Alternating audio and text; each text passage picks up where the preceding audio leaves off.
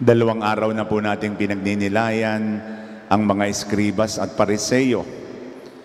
At ang narinig po natin ay ang maaanghang na salita ng Panginoong Diyos.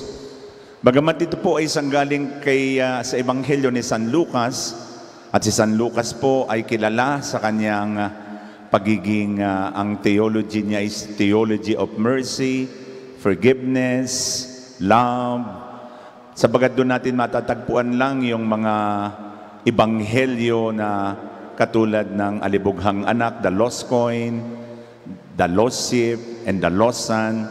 Bagamat ngayon po ay pangalawang araw na si San Lucas ay bumanat na naman sa mga eskribas at pariseyo. Lagi na po natin naririnig yung eskribas at pariseyo, pero sila po ay magkaiba. Ang mga eskriba po ay mga dalubhasa sa batas. Sila ay, they were trained in the scriptures by the rabbis. Kaya memorize nila ang batas ang mga eskriba. Ito naman pong mga pariseyo is a certain class of Jewish society that follows the law meticulously, the law of Moses and the Jewish tradition. Kaya meron silang tanging paraan ng paghuhugas at tanging paraan ng pagbabayad ng buwis. At dahilan po, with the absence of the prophet in their midst, who is the mouthpiece of God, ang natira lang po ay ito pong pariseyo at mga scholars. And they think themselves as apart from its other people. Sabagat people consider them good people because they always attach themselves to the law. Kaya lamang po, ang batas po nila, they made the law absolute and they failed to see that the law is just an expression of their longing and their desire to have a living relationship with God. And Jesus reminded them of their purely hygienic, formalistic, ritualistic, externalistic expression of their faith, because Jesus reminded them that religion is a matter of the heart. At meron silang nakakaligtaan, at ang nakakaligtaan nila yung higit na pangangailangan. They forgot the essentials like love, like justice, like mercy. Those rituals, those prayers are just expressions of our longing to have an intimate relationship with Christ. Kaya naman ipinakita ng Panginoon na there will be no discrepancy between what they say and what they do. At sabi natin, the greatest objection of the Lord is hypocrisy. And hypocrite from the Greek word is one who wears mask and one who is good in acting. Napakaganda po ng pagbabahagi ni Father Ramil kanina. He talked about the identity of us priests, that we must be first and foremost a man of prayer, a man that is deeply connected and related with Christ in prayer. Kung ang mga laiko ay tinatawagan sa kabanalan, kami ring mga pare, we are called in a very special invitation to have a more or a deeper relationship with Christ. And we participate in the mission of Christ. We can only do that if we are connected with Jesus. At sa amin pong buhay bilang mga pare, maraming mga beses po na kami rin po ay nasa ritual. Sometimes we are just cultic priests. We are just contented in celebrating the Mass, healing Masses. Pero sabi po ni Pope Francis, the priests, the bishops must smell like the sheep. Na kami po ay maging amoy tupa sapagkat na kailangan naming bumaba. More than the rituals, more than the prayers, more than the celebration, liturgical celebration, we have to be in communion, most especially to those people, especially to the lost, to the last, and to the least. Napakaganda po ng pagbabahagi ni Father Ramil at binigyan po niya ng challenge kami na bawat isa to go beyond our cultic liturgical priesthood at kami ay matutong bumaba, makibabad, makaramdam sa pangangailangan ng aming kapwa, lalo tigit sa aming pagsaksi sa aming evangelical councils like chastity, ang aming pong kasunuran, vow of poverty, chastity, and obedience. Hindi ho madali na kami ay manatiling solo o sabihin natin maging selibato, pero ito po isang biyaya ng Diyos. Sa amin pong pagbabahagi ay amin pong patuloy na isinasabuhay ang misteryong ito. Mahirap man, pero alam po namin, hindi po kami pababayaan ng Panginoong Diyos. And then, sa buhay po namin, ay nakita po namin yung the paradoxical reality of the priest. Na kailangan kami maging totoo, sincero, walang maskara, buo ang paglilingkod. Hindi katulad ng mga Pariseo na ang tingin sa kanilang sarili, angat sa iba. The meaning of Pharisee comes from the verb paras, Hebrew verb paras, which means to separate. And also it means the separated ones, angat sa iba, angat sa kabanalan. And sometimes, as a priest, we look at our life as a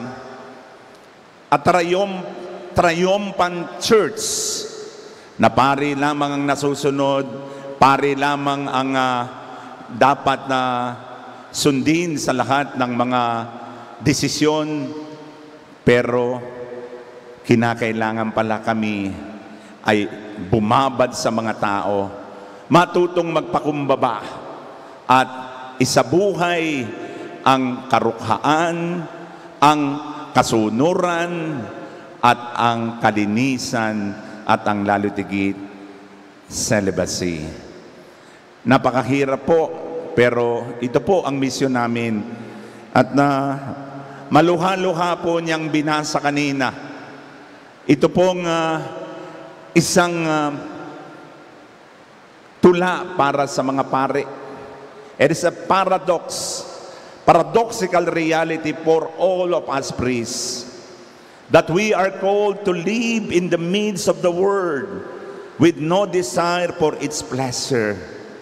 And how can it be we are flesh and bones? If we are flesh and bones, we are always prone to sin. And we are always craving for pleasure. We are in the world, but we are not of the world.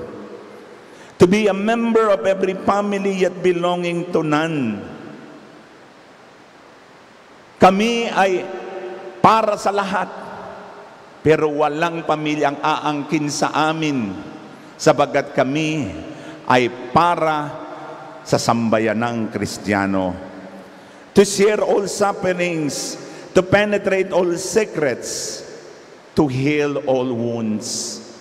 Na kami rin po ay sugatan, na kami rin po ay nakakamali, nakakasal at bumabagsak. This is the paradoxical reality that we must embrace, the interlocking of human and the divine, the power of God and our powerlessness, the grace of God and our sinfulness. We need to live that reality, to daily go from men to God to offer Him their petitions. We will be the ones to offer your prayers. But sometimes we ourselves are in need of your prayers. We are in need also of your understanding and forgiveness, because sometimes we fail in our commitment to love God totally, wholly, entirely, and to give our best service to the people of God. To return from God to men, to offer them His hope. May mga pagkakataong kami po ay nagpapakitang kami ang walang pag-asa. But we have to give hope. Even the situation is hopeless. We have to be the light in the darkness. In the darkest moments of the lives of people, we have to be your light. And to become light, we need to die to ourselves. We need to empty ourselves from this pleasure, from temptation, from worldly concern. To have a heart of fire for charity. Na ang puso namin puno ng pag-ibig, nag-aapoy sa pagmamahal, sa paglilingkod sa Diyos at sa kapwa. But sometimes, mea culpa, ang aming nabibigyan ng pansin ay ang aming sarili. Sa aming ang pagbabahaginan ay lagi na lang nakikita namin na pag daw mayaman, ang tawag namin tito, tita, pero pag hindi mayaman, ang tawag namin hoy. And sometimes we are guilty of that. And this is a challenge for us, priests, to really serve and to give our best. Hindi lang po sa mga mayayaman at mga meron, kundi sa mga walang-wala, sa mga nasa laylayan ng lipunan. I say this first and foremost to me, to myself, as a healing priest. Ako po ay takbuhan ng mga taong nangangailangan at may mga karamdaman. And sometimes I'm guilty because I am more open doon sa mga taong kakilala ko, yung mga taong nagbibigay ng ayuda, yung mga taong nagmamahal sa akin. Paano yung mga taong hindi ka mahal-mahal? Paano yung mga taong kulang sa pansin? Mga taong maghihirap, mga taong walang maibigay. This is the challenge for us, so that our heart will be filled with the fire of love and charity for people, especially to the lost, to the last, and to the least.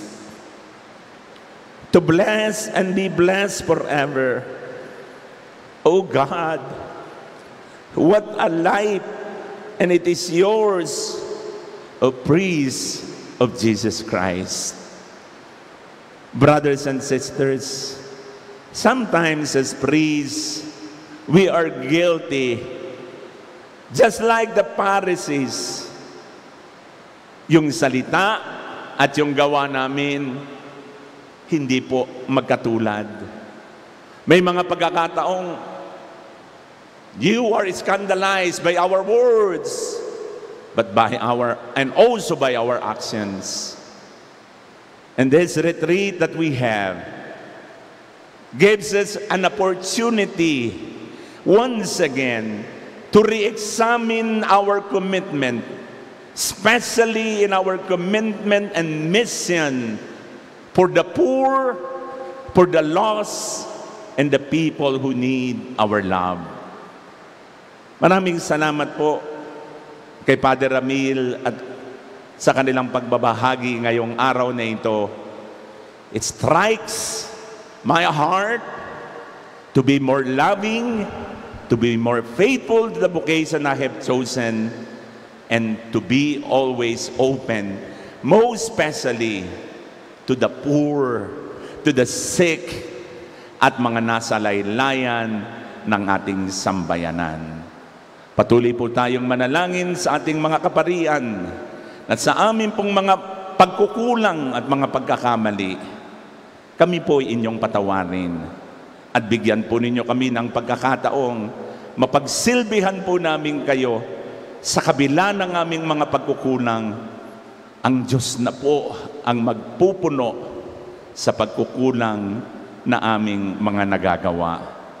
May God who called us give us the energy to do His holy will, no matter how unworthy we are, because we believe we are called, we are chosen to be the wounded healers, preachers in the whole world. Because everything works together for the good of those who love and serve the Lord. Amen.